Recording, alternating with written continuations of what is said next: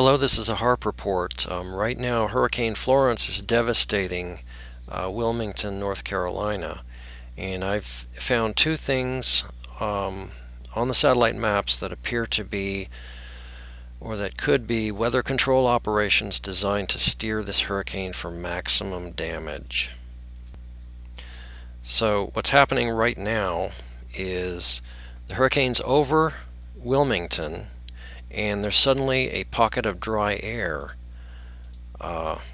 appearing in front of the hurricane's eye. You can see it here. This is GOES 16 in infrared mode, and we're seeing the warmth of the ground here. And let me explain what that can possibly do as far as steering. But first I'll say, looking at these NEXRAD composites, this hurricane's actually trying to turn inland, and then you have this pocket of dry air show up, and that's holding it on the coast. So what could a pocket of dry air inserted in front of the eye wall do to a hurricane? So here's a cross section of a hurricane. Let's say that we can inject dry air onto this side, onto the lower right, and I'm talking cool dry air, so that it's not very buoyant. It's heavier than, say, the warm humid air on this side. So that's going to shut down all the storms on this side, and what that's going to do is this inrush of air here, which is shown by this thick arrow, is going to tend to push the eye to the right. So that's pretty simple, isn't it? Of course, they've got some really complex computer modeling going on if this is actually happening as a weather weapon. So if we go back to the infrared image on GOES 16,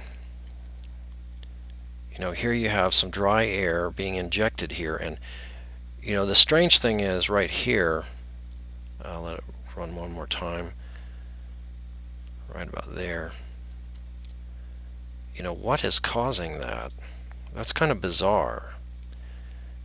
I'm not familiar with this area. Maybe there's a mountain range, but even if there's a mountain range, you're not going to see a dry zone like this. So again, thinking back on our diagram we just thought about, if you can kill the storms, it wraps around real quickly, so all the storms on this side underneath this cloud deck are getting wiped out. That means the inrush to the eye wall on the north side is going to push this eye south, and therefore it will hug the coast. And this is going on right now as I'm making this video. So let me show you the history and what actually happened to turn it down the coast initially, what appears to have happened. So yesterday, September 13th at 1400 UTC, a strange occurrence happened, and it's barely visible in the visible satellite at all, but it's highly visible in the other wavelengths. So let's look at it, whatever little I have.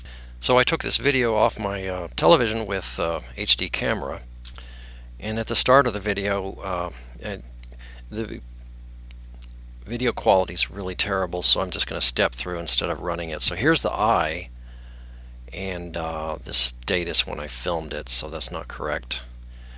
If we jump ahead,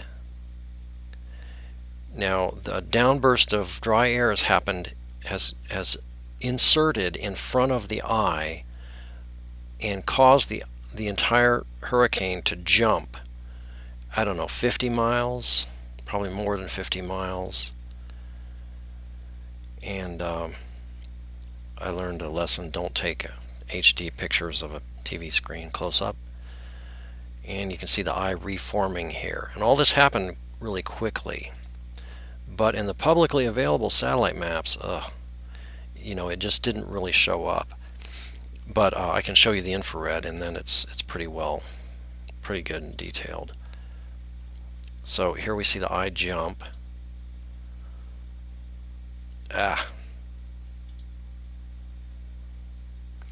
At any rate, let me show you now. Let me just run it.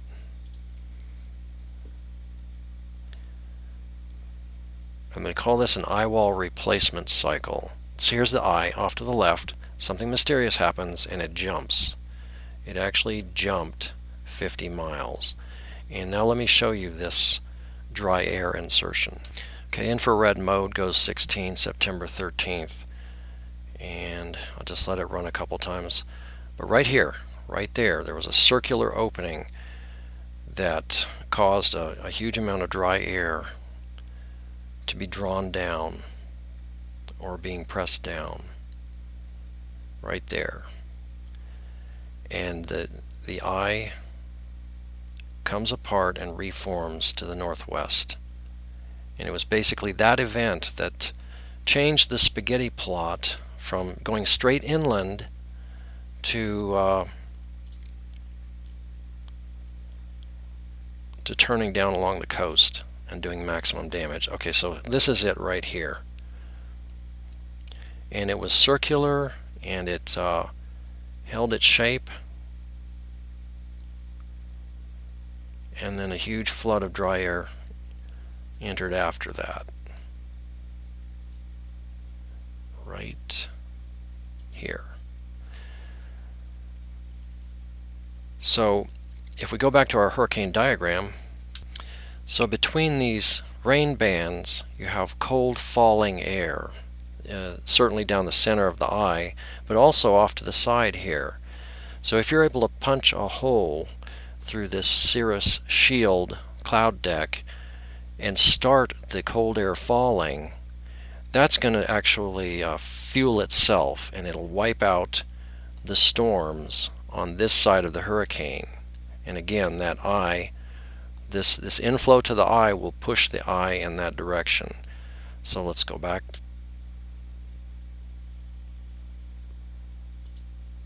So this opening here, if you are able to push enough cold air down, it wraps around this side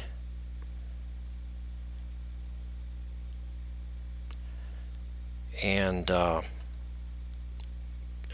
wipes out the thunderstorms, the rain bands on this side. Then the inrush of the air towards the eye causes the whole thing, actually it disappeared here and reappeared over here. And that's when it really started to so I did a video capture, so I'm not able to really control the screen very well. There's the injection, the eye disappears and reforms to the you can never capture enough video, I'm telling you.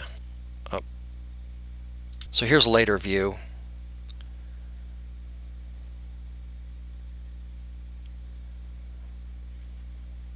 And you can see the eye gets all, there's the injection.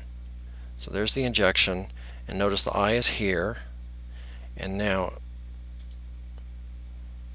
the eye actually falls apart. It's moving this way, it's over here, it's trying to reform, and it does reform to the west. At any rate, that shifted the eye from moving along the original prediction, which was the spaghetti plots in the beginning. You know, early on they projected it just to go straight inland and rapidly downgrade to a tropical storm, then a tropical depression, so you have minimum damage to the coastal areas. But what has happened, what is happening now, is the worst case scenario. Let's look at how the spaghetti maps evolved after that, what looks like a cool air injection. So these early spaghetti plots showed it all just going straight inland, and then as it approached the coast, most of the plots stayed straight, but the NAM models predicted that it would actually follow the coast, holy cow, down to Georgia. So let's hope that's not going to be the case, but it kind of looks like it may happen at this point. And also it makes you wonder, so the NAM model is in on this, if what I'm saying is actually correct. So one more time, you can see the thing really blows apart, just like shown in that screen capture I caught on my HD camera, which is barely visible. And so now I'm going to zoom in and actually look at this opening.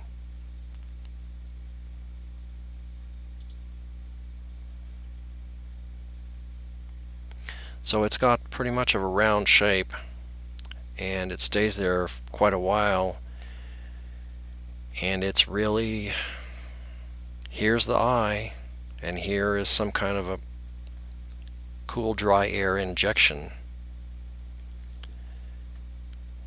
And then after that, it's breaking down the storms, and then all the rain bands shut down, so now we see the sea surface as a dark color. The white is cold cloud tops, and now, just like I said, the eye moved from here over to here. So that is beginning a left turn. Here the eye reforms. We can also see this in the upper level winds at about 40,000 feet. So these are the winds at the mid and upper level. Blue is about 40,000 feet, and this is 2 hours before the event, the punch through. So the barbs tell you how many knots. 3 barbs would be 30 knots, and the barb end is pointing into the wind. So pretty much, well, the upper half and on the right side is a counterclockwise flow. This is before the punch through happened. So if we now go, this is an hour after, 1500. So now we see dry air, and we also see still largely counterclockwise. But at this point, the surface rain bands are being broken up. Now we go three hours ahead again. This is 1800 UTC, September 13, and now it's all disorganized. At 40,000 feet, pretty much the rising air has been sort of disrupted. So, we can see it visually. It's just this is showing that something is also happening at 40,000 feet. And I wish I had better data, but this is about as good as it gets. So in a nutshell, why did this hurricane form in the first place? The reason is that Greenland is melting. If I can get this on the screen here. So Greenland is melting and dumping a huge quantity of cold water where normally there isn't any. And this is causing the Gulf Stream, which is a flow of warm water between Yucatan and the west end of Cuba. This warm water actually flows into the Gulf of Mexico, makes a loop, and then comes back out between Miami and Cuba, and then flows up the eastern seaboard and actually heads towards Iceland, where it delivers all of its warmth up to the United Kingdom and Western Europe. Because of Greenland melting, and that melt rate is doubling every 4 years, we now have this pocket, this incredible amount of cold water, and that is shutting down the Gulf Stream, also known as the thermohaline circulation, and it's driven by density changes at both ends. So as this end is now screwed up, you're having a buildup of heat off the eastern seaboard. So people on the East Coast, get used to these hurricanes, because they're going to be a regular feature from now on.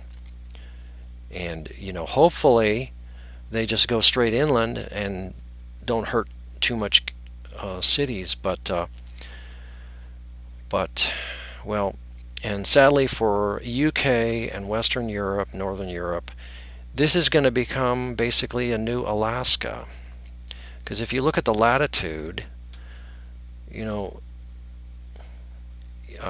Britain is really like southern Alaska. So Britain is going to become extremely cold and snowy, except for the summer where it'll thaw out. All because Greenland is now melting faster and faster. So if I'm correct that Hurricane Florence was actually turned and then maintained on the coast for maximum damage, why would somebody do that? And the answer is the weather futures options. which is also known as a weather derivative. And these have been around since about 2005, when the market exploded and went exponential. I think in their second or third year of trading, they hit something like 5 billion in notional value, meaning the total value of all the options contracts. So if you go to CME and do a search on cmegroup.com, Chicago Mercantile Exchange, you're going to find that back in 2009 they announced to the world they had purchased this Carville Hurricane Index, and they're bragging, oh, we already have 4,000 contracts before the start of hurricane season. So they were very excited and proud of their new market. But if you actually type in hurricane derivatives, you get, sorry, page you're looking for cannot be found. So they are, I believe, trading this market, but they don't want the public to know about it. And why would that be? Because when all these cities are now under a gangster extortion threat, the city managers and the mayors are going to have to say, look, we need to double our taxes, and we're going to take this money and we're going to pay for the weather insurance or hurricane futures options. And then guess what? Magically, this kind of thing won't happen anymore. I really do believe that number one, the technology exists, and I'm not going to talk about it because as soon as I mention I'm going to say something, my internet shuts off. I mean, within 1 minute, and it shuts off for the whole neighborhood. So I'm not kidding about that. So I'm not going to talk about the technology or how it works. But we can talk about the financial ripoff that is very possibly happening. So I'm going to go ahead and release this video. I don't know what's going to happen to the hurricane, but I really think if they keep leading it with dry air like this, they can just march it right down this Georgia coast here. Sorry, South Carolina coast, right to the tip of Georgia, just like that NAM model showed. It's all very upsetting, and I'm sorry to bring bad news. But if you're in Wilmington right now, you have a right to know. And if I had better maps, I could do a much better analysis. So if you want to support me on Patreon, I would really appreciate throwing me a buck. It really makes a difference. Thanks a lot.